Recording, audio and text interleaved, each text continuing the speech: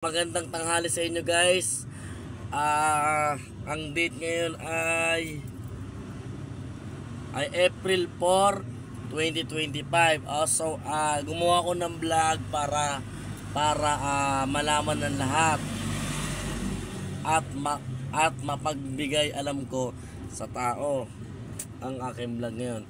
So, guys, pasensya na guys, napakaingay dito sa paligid ko. So, ito guys, guys, kanino bang may-ari nito guys? Nahulog niya guys. Hindi ko alam kung sino nakahulog kasi dumadaan lang ako sa road ng Magdiwang. So, malapit siya sa Sunwin. Sa Sunwin siya, malapit sa Sunwin yun ha, baba. Kung hindi ako nagkakamali, meron school. Mismo tapat ng school, napulot ko to. Ito kasi, papunta kasi ako ng binamagtas ko kasi yung road ng Magdiwang, papunta ako ng Pure Gold, pakyat.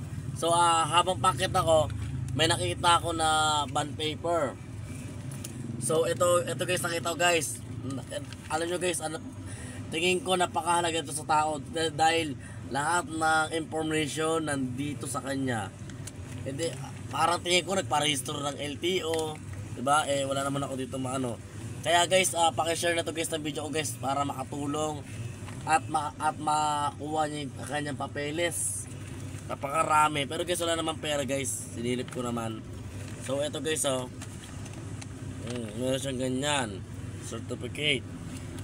So, guys, kailangan nyo na guys, kung katibayan na sa inyo to ay magdala kayo ng ID. O kaya, siyempre, kapag kinuha nyo sa akin, sama ko sa vlog ko para malaman ng iba na nakuha nyo na.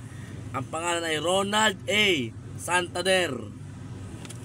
So, certification, District 1. So, hindi ko alam kung taga saan. Walang address. Hindi ko malaman kung saan. Guys, kasi guys, ayoko naman pakialaman to guys kung saan to. Tapos, so, ito yung LTO logo, parang registro, motor, new registration unit, Kawasaki pa lang motor niya. So guys, sa mga nakakilala guys sa akin, Ronald, wait lang, ano pangalan niya? Ronald A. Santander. Sir, ito po yung envelope nyo. Sir, ito po yung envelope nyo, sir. Buong buo, walang bawas, walang kulang, walang dagdag. Pero pa ka na yun dito.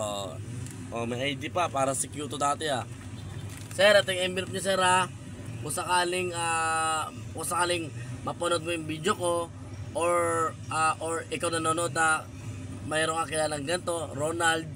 So, ipagbigay alam mo sa kanya na sa akin yung papeles niya na nahulog. So, kung sakaling gusto niyo makuha, kontakin niyo yung number ko, lalagay ko sa taas, at magkita tayo sa Jollibee Molino kasi doon ako malapit na trabaho. Okay guys, sana makatulong. I-share nyo. Okay guys, i-update ko kayo guys pag nasauli na at nakuha na may-ari. Salamat guys, agad na lang. Mabuhay kayo hanggat sa gusto nyo.